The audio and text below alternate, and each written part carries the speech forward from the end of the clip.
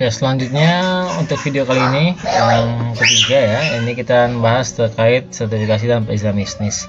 Jadi kenapa sih kita harus ada sertifikasi untuk produk kita ya? Ada beberapa alasan. Jadi kalau kalian mau masukin produk kalian memasarkan produk lebih luas, jadi kalau kalian memasarkannya hanya di warung kalian sendiri atau di sekolah kalian, di kampus kalian, ya itu nggak masalah, nggak pakai sertifikasi, nggak pakai izin bisnis, ya terserah lah. Tapi kalau kalian ingin memperluas pasar kalian, mau masukin produk kalian ke minimarket, atau mau masukin produk kalian ke mall, atau masukin produk kalian ke toko-toko lain gitu kan, jadi lebih luas gitu kan, itu butuh namanya sertifikasi. Ada beberapa sertifikasi yang akan kita bahas, termasuk perizinan bisnis, cuma sekilas ya, karena kita bukan bahas masalah aspek hukum dalam bisnis, tapi kita akan bahas sekilas saja yang update. Yang pertama ada namanya LP POM MUI, ini yang paling pertama, karena kita kira unsur Islami, tentunya ini yang harus pertama kali kita bahas, yaitu terkait halal, apakah produk ini halal apa enggak. Ini banyak aspek ya. Halal ini sekarang ada 9 aspek nggak salah. Termasuk sana ada rumah sakit halal, ada restoran halal, ada wisata halal, ada kosmetik halal ya. Banyak sekali, itu semuanya bisa ada standarnya dari LP POM MUI ya. Kalau kalian lihat di negara non muslim seperti negara Jepang, Korea, itu banyak sekali dari Indonesia terkait standar halal. Karena mereka juga mau nggak mau itu ya, mereka harus kalau pengen mengembangkan wisatanya, mereka harus menerima wisatawan muslim ya, karena wisatawan muslimnya sangat banyak. Kalau kita lihat data dari Pew Research, itu hampir semua muslim ini rata-rata paling banyak itu pada usia produktif antara 20 sampai 40 tahun. Artinya usia itu orang paling suka jalan-jalan segala macam. Karena kalau Timur Tengah pun itu biasanya kalau jalan-jalan beda sama orang Barat ya, yang suka jalan-jalan tuh dewe-dewe gitu kan. Tapi kalau di Timur Tengah itu kalau jalan-jalan kayak Raja Salman kemarin ke Indonesia, itu pasti bawa satu keluarga, rombongan gitu ya. Sama kayak orang Asia yang kebanyakan juga orang Muslim, itu kalau jalan-jalan nggak mungkin sendirian. Jarang sekali orang Asia atau orang Timur Tengah yang wisata tuh sendirian, hampir nggak ada ya, hampir nggak ada. Pasti bawa teman atau bawa keluarga. Orang Timur Tengah pasti bawa keluarga, bawa anaknya, ponakannya, pamannya. Itu menjadi sumber devisa yang sangat luar biasa bagi negara-negara muslim untuk menerapkan standar halal. Jadi kalau mereka mau dikunjungi orang muslim, mereka harus sediakan standar halalnya. Seperti apa? Seperti masjid, lokasi masjid, restoran halalnya seperti apa, rumah sakit halalnya harus ada. Itu butuh standar. Dan kalau kalian sebagai UMKM juga bisa menerapkan sertifikasi halal untuk ini. Minimal kalau sudah ada ini bisa keluar ya, bisa dipasarkan ke Jepang segala macam ya, untuk pasar muslim di sana ya. Itu juga bisa seperti itu ya. Kalau di Indonesia insya Allah semuanya muslim ya, itu juga perlu lembaga halalnya ya. Karena sekarang orang sudah semakin kritis ketika baca suatu produk jajan anak misalnya di warung, itu mereka biasanya lihat halal apa enggak. Kalau nggak ada halalnya, biasanya orang tua zaman sekarang nggak mau ngasih jajan itu ke anaknya gitu. Nah, ini juga ada beberapa isu yang harus diluruskan juga kalau teman-teman belum tahu. Jadi ada kemarin isu perubahan logo halal ya, dari yang berlogo hijau menjadi ungu. Sebenarnya yang memfatwakan produk ini halal apa enggak itu tetap Majelis Ulama Indonesia. Kementerian Agama yang diwakili oleh BPJH, Badan Penyelenggara Jaringan Produk Halal Kementerian Agama Republik Indonesia, itu hanya menerima sertifikat saja, menerima dokumen persyaratan, memeriksa kelengkapan. Tapi untuk memfatwakan produk ini halal apa enggak, kosmetik ini halal apa enggak, atau bisnis ini halal apa enggak, itu tetap Majelis Ulama Indonesia. Nanti kalau Majelis Ulama Indonesia sudah bilang ini oke, ini halal, maka BPJH dengan cabangnya itu akan menerbitkan sertifikat halal. Dan BPJH ini nggak harus datang ke Jakarta ya, di UIN pun ada BPJH, wakilnya ada, dan banyak di kampus-kampus lain yang bisa menjadi perwakilan daripada BPJH seperti itu ya. Oke, selain halal juga ada namanya BP POM. Ini sangat rata-rata kalau produk asing ke Indonesia ini harus ada BP POM-nya ya. BP POM-nya itu Badan Pengawas Obat dan Makanan. Ini khusus yang disertifikasi itu hanya obat, makanan, dan kosmetik biasanya ya. Ya, jadi nanti terkait kalau kalian mau ekspor atau mau mendatangkan produk impor, ini juga harus lolos daripada sertifikat BP POM ya. Tapi kalau kalian ini sekalian biasa nasional dan internasional BPOM ini ya. Jadi tapi kalau kalian produknya masih dalam skala rumahan, nah itu juga ada peraturan daripada BPOM sendiri nomor tahun 2012 tentang pedoman pemberian sertifikat produksi pangan industri rumah tangga. Ini adalah sertifikasi yang paling minimal yang harus kalian punya kalau kalian ingin menyebarkan atau ingin perluas pasar produk kalian ya. Ini kalau kalian lihat di mall-mall kayak Jamtos, mall apapun ya, kan pasti ada produk UMKM ya di situ ya.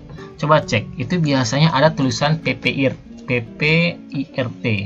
Itu singkatan dari produksi pangan industri rumah tangga nih ya. Produksi pangan industri rumah tangga. Lihat di bawah ini ya, di bawah. Produksi pangan itu adalah PPIRT, itu ada nomornya. Nah, ini bisa diajukan nggak harus ke pusat, ini ke daerah ya. Jadi kalau kita lihat proses pengajuannya sertifikat ini, kita masuk melalui DPM PTSP. Ini biasanya kalau di Jambi ada namanya perizinan jambikota.go.id ya. Jadi ini lembaga perizinan yang punya pemerintah daerah baik kabupaten ataupun kota. Di sana kita mengajukan berkas, nanti ada service berkas dari sana.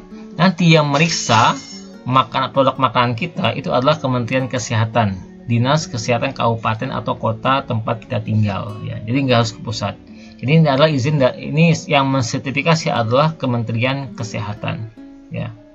Jadi kalau nilainya di bawah, kalau kita lihat di sini kalau nilainya di bawah 60 sertifikat itu kita disuruh untuk mengulang. Tapi kalau lebih maka dia akan mendapatkan sertifikat ya. Entah macam-macam produknya ya. Nanti di Dinas Kesehatan akan melakukan visitasi sarananya juga, bagaimana nih, apakah bersih nih. Kalau kita lihat ada contohnya kayak dodol segala macam ya. Nah, ada tindak lanjut, nanti nggak sampai sebulan semuanya selesai ya, sampai penerbitan surat rekomendasi PPIRT. Dan kalau kalian sudah punya sertifikat ini, produk kalian sudah bisa diajukan, dipasarkan, masuk ke dalam mall, masuk ke dalam market, masuk ke dalam toko-toko lainnya, itu udah bisa ya, udah bisa dipasarkan lebih luas. Udah bisa kalian bikin casing atau packaging yang bagus dengan ada logo PPIRT-nya, itu udah bisa ya. Udah bisa, bahkan bisa ke luar kota ya, di luar, misalnya dari kalian di Jambi kalian jual ke luar kota itu udah bisa, atau kalian jual di marketplace kayak Shopee juga bisa. Itu lebih aman. Kenapa sih harus ada sertifikasi seperti ini? Karena gini ya, namanya mall, minimarket itu nggak mau ambil resiko ya. Misalnya ada orang yang beli makanan di mall atau minimarket, tiba-tiba mereka keracunan atau mereka sakit perut atau apalah gitu kasusnya kan. Yang rusak itu bukan nama minimarketnya atau mallnya, tapi yang bukan nama produknya aja, tapi mallnya juga ketusak namanya. Karena kenapa mereka menjual barang yang nggak layak makan gitu kan, bahasanya gitu kan. Makanya ketika sudah ada sertifikat dari Kementerian Kesehatan, otomatis ini udah aman makanan ini. Walaupun nanti ada kasus, yang salah bukan mallnya lagi, tapi yang salah adalah ada mungkin ada kesalahan dalam pemeriksaan di Kementerian Kesehatannya, seperti itu. Mereka bisa dari kambing hitam lah itu bahasanya. Oke. Nah, ini kalau kita lihat, kalau di Jambi ada namanya DPM PTSP ya. Ini satu kota kita bisa ajukan di sini, atau kalau di pusat juga ada namanya oss.go.id. Teman-teman bisa cek di sini ya, atau langsung kantornya langsung, itu bisa tanya-tanya lah seperti itu. Dan sedikit tambahan, sekarang ini ada sedikit kemudahan sejak beberapa tahun yang lalu ini terkait perizinan usaha untuk usaha mikro. Ini saya kutip dari hukumonline.com, ini sudah sangat websitenya sudah cukup terkenal ya, ada. Jadi kalau kita lihat untuk zaman sekarang, untuk buat PT itu nggak perlu akta notaris ya, nggak perlu akta notaris.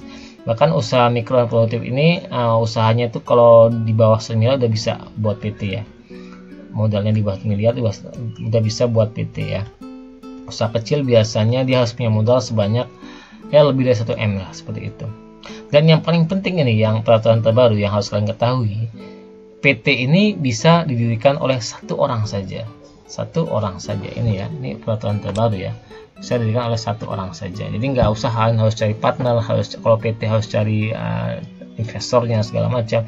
Jadi kalau kalian punya modal sendiri, usia kalian di atas 17 tahun, kalian sudah bisa mendirikan PT sendiri. Dan ada keringanan biaya penerimaan hukum dan kemudahan dalam proses pendirian PT perorangan. Jadi ini namanya PT perorangan ya. Ini adalah salah satu nama legal hukum yang paling baru di Indonesia. Ini namanya PT perorangan. Jadi satu orang itu bisa buat PT sendiri ya. dengan syarat-syarat tertentu. Yang ini kalian bisa lihat di bawah sini, banyak sekali syarat-syaratnya, nggak banyak sih ya. Ya ini umum lah itu ya, umum lah. Kalau kalian mau buat KTP, mau buat SIM juga kira-kira syaratnya sama seperti itu. Yang penting ada alamat jelas di mana tempat usaha kalian berada, dan biasanya ada modal yang di store. Itu biasanya umumnya itu 50 jutaan ya. Oke, ini kalau kita lihat salah satu lembaga perizinan PT yang cukup terkenal ya, ini punya artis atau ini di endorse ya, saya kurang tahu juga. Ini sudah terdaftar resmi di Kominfo ya, tanggal 15 Maret itu, sangat baru. Dan ini ada beberapa kita bisa izin untuk buat PT secara online.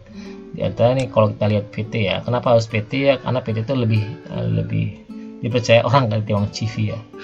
Nah, sini ada beberapa paket. Nah, di sini ada namanya paket PT perorangan, ada PT Lite, ada PT perorangan ya. Kalau PT ada juga PT Startup, PT Enterprise, ini beda-beda ya, macam-macam nama PT-nya. Tapi untuk UMKM biasanya kalian bisa mulai dari PT perorangan.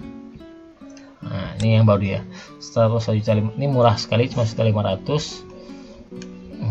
PT perorangan ini berdasarkan undang-undangnya dari Undang-Undang Cipta Kerja yang kemarin sempat ramai di demo mahasiswa. Nah ini kalau kita lihat di bisnya ini ya, persoalan terbatas yang diberikan oleh 1 orang saja sebagai pemegang saham yang juga berperan sebagai direktur untuk memenuhi ketentuan usaha mikro dan kecil. Nah, jadi ada 2 paket di sini. Jadi kalau paket perorangan Lite itu 1.500 ya. Ini saya bukan promosi ya, ini kita diinginkan aja ini ya. Cuman kalau perorangan lengkap, kalau saran saya, kalau kalian mau mengajukan PT perorangan, ambil yang ini ya, yang terserah harganya itu kita abaikan dulu harganya. Ambil yang ada lengkap ini ya, ada sertifikat pendirian, ada pernyataan pendirian, ada NIB ya. NIB itu apa sih? Nomor induk berusaha, panjang nomor induk berusaha. Kalau kalian sudah punya NIB, kalian sudah punya, kalau perusahaan kalian sudah mau go ekspor udah bisa. Jadi nggak harus ada izin ekspor lagi. Jadi dengan punya NIB ini kalian nggak cuma bisa berwirausaha di Indonesia, tapi juga bisa berwirausaha di luar negeri gitu kan, bisa skala ekspor. Ya hanya dengan nambah ya berapa ratus ribu lah gitu ya, 100.000 itu lumayan. Oke, demikian nih gambaran saja, gambarannya rata-rata memang buat PT sekitar 3 jutaan lah, 3 jutaan rata-rata. Ini kalau ini masih promo, nih harganya cukup murah, jadi saya nggak promote di sini. Silakan teman-teman pilih mau ambil apa nggak, terserah. Oke, terima kasih. Demikian video dari saya, semoga bisa bermanfaat. Wassalamualaikum warahmatullahi wabarakatuh.